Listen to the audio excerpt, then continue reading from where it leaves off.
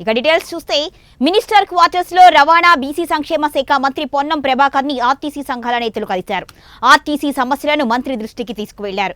దీనిపై స్పందించిన మంత్రి పొన్నం ఆర్టీసీ సమస్యలపై ఆర్టీసీ సంక్షేమం కోరే ఎవరైనా ఈ రోజు రేపు ఎప్పుడైనా కలిసి సమస్యలు చెప్పుకోవచ్చు, మీకు ఎప్పుడు అందుబాటులో ఉంటాను అని తెలిపారు. ఇక ఆర్టీసీ సమస్యలు వినడానికి నేను మా కార్యాలయం తలుపులు కూడా ఎప్పుడు తెరిచే ఉంటాయని అన్నారు.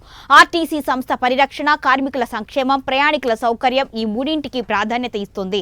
ఆర్టీసీ ఇప్పుడిప్పుడే కోలుకుంటోంది, సమస్యలు తొలగుతున్నాయి అన్నారు మంత్రి పొన్నం.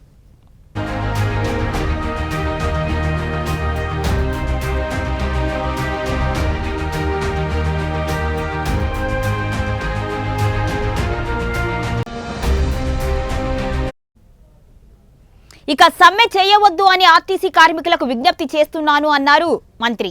ఆర్టీసీకి 16 నెలలుగా ఎన్నో మంచి కార్యక్రమాలు చేశాం, ఒక్కటైనా ఇబ్బంది పెట్టామా? ఆర్టీసీ సమ్మె చేస్తే ప్రజలు ఇబ్బందులు పడతారు.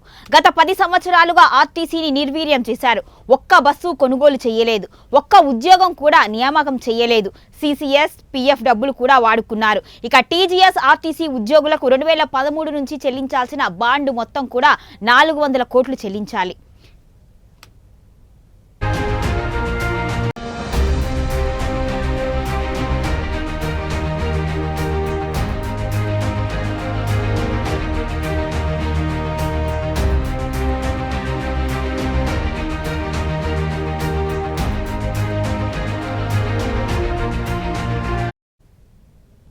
ఇక 2017 పే స్కేల్ 21% ఇచ్చింది. సంవత్సరానికి 412 కోట్ల భారం పడుతుంది.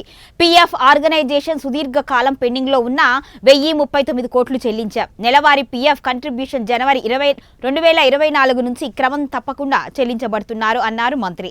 చాలా కాలంగా పెండింగ్ లో ఉన్న సిసిఎస్ బకాయిలు ఉద్యోగులకు 345 కోట్ల రూపాయలు చెల్లించాం. నెలవారీ సిసిఎస్ కంట్రిబ్యూషన్ జనవరి 2024 నుంచి క్రమం తప్పకుండా చెల్లించబడుతుంది అని తెలిపారు.